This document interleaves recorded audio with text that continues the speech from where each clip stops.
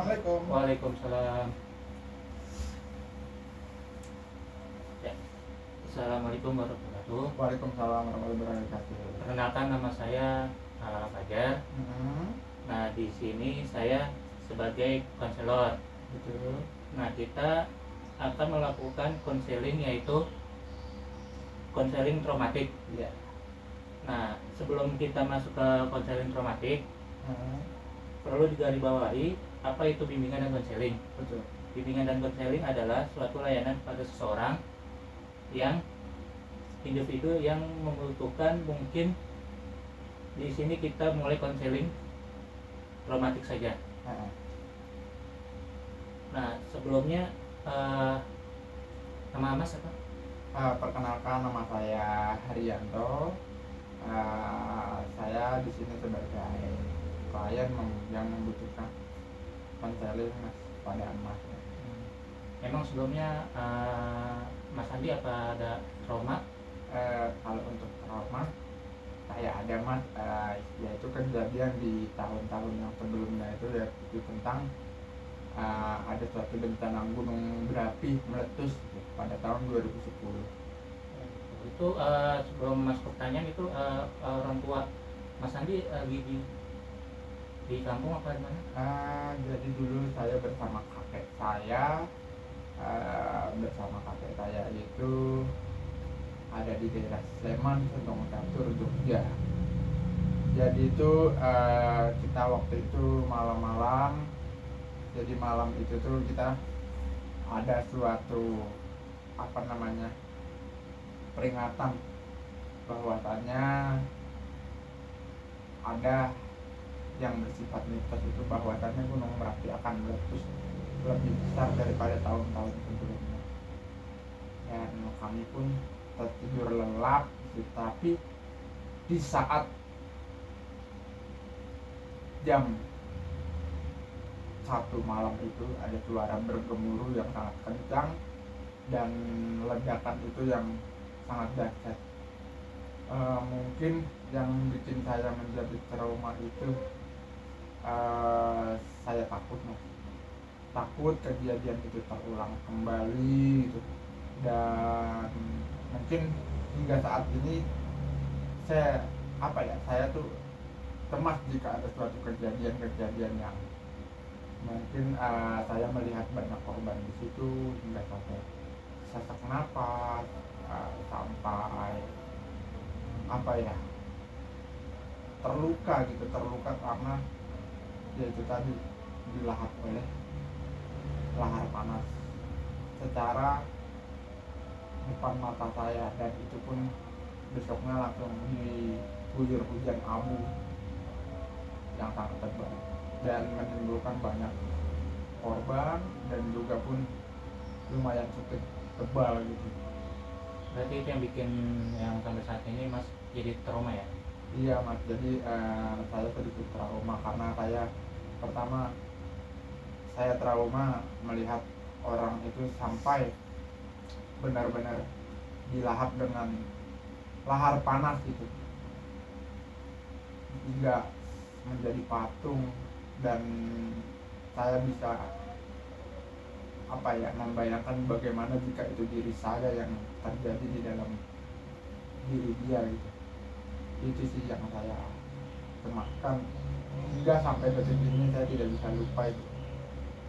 Berarti main juga ya ceritanya. Berarti sekarang saatnya bersedia buat saya tanya-tanya sebentar.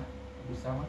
Ya, pertanyaannya, apa saja sih dampak psikologis yang Anda rasakan setelah letusan Gunung Merapi? Setelah letusan Gunung Merapi itu mungkin kalau bisa dibilang rasa panik yang berlebihan, dan bahkan sampai sekarang pun kalau misalkan kita melihat kejadian apa itu malah kita yang menarik diri karena adanya ketakutan jika melihat kejadian itu, bagaimana jika itu terjadi pada diri saya. Itu sih Mas hingga saat ini. Oke, terus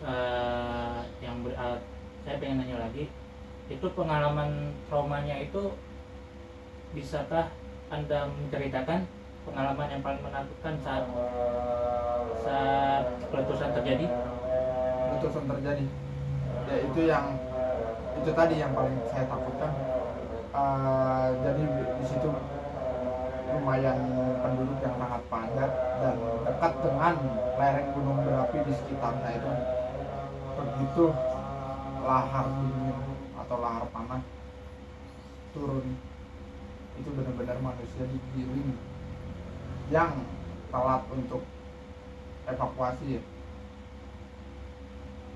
Itu benar-benar dilahap dengan lahar panas gitu. Jadi secara kasat mata saya melihat itu sih mas. Saya juga akan membayangkan bagaimana jika itu diri saya tidak tahu lagi. Karena saya sudah tidak ada. Kalau memang ada di dalam diri saya. Berarti kalau misal kemungkinan Mas yang ya ambil kalau misal waktu itu terjadi, mungkin sekarang Mas gak bakal bisa sekarang kayak gini ya Mas. Iya mas, jadi saya belajar dari bencana-bencana itu bahwasanya jika ada bencana itu kita waspada, dan itu pun kita harus ingat kepada orang-orang terdekat kita gitu, bahwasannya kita perlu adanya peduli gitu. Dan kita harus mawas diri juga gitu. Berarti kalau strategi penanganan itu apa saja sih yang telah Anda lakukan untuk mengatasi trauma yang dialami? Kalau saya, kalau misalkan untuk mengantisipasi itu tuh kayak kita harus belajar tenang, tidak gegabah, tidak buru-buru. Kayak dalam mengambil keputusan untuk saat ini pun saya pikirkan matang-matang lagi. Jadi jangan sampai apa yang saya mempunyai trauma di tahun-tahun yang sebelumnya, bahkan itu jangan sampai terjadi hingga saat ini dan ke bawah arus. Mungkin itu sih. Oke. Berarti kalau misalnya dukungan sosial, siapa yang paling banyak membantu Anda dalam proses pemulihan setelah bencana? Jadi dalam pemulihan bencana itu yang bisa dipulihkan itu terutama orang tua saya terdekat, dan rekan-rekan saya, teman sejawat yang menemani di sini dari kecil hingga saat ini. Itu sih. Dan beliau sekarang masih, alhamdulillah ya, mereka masih hidup, dan saya juga sekarang ikut bapak ibu tinggal di Jakarta. Ya mungkin agak sedikit menjauh karena ya itu adanya rasa takut, karena mengingat Gunung Merapi juga saat ini masih dalam keadaan status aktif. Itu sih mas. ya. Berarti kondisi emosionalnya itu bagaimana perasaan Anda tentang kemungkinan terjadinya letusan di masa depan? Kemungkinan saya tidak memikirkan itu, tapi jangan sampai itu, cukup di tahun-tahun aja. Ya kita berdoa saja mas, mudah-mudahan yang letus-letus yang gunung-gunung masih aktif, mudah-mudahan nggak ada bencana lagi ya. Semoga ya semua keluarga yang di kampung sehat-sehat semua ya mas ya. Amin. Dan Terima kasih mas. buat saat ini cukup itu aja buat pertanyaannya. Dan saat ini menurut saya sudah sekian, dan terima kasih. Kalau misalnya ada pengen cerita tentang trauma apa gimana, bisa hubungi saya mas ya. Betul pak. Terima kasih pak atas konselnya hari ini.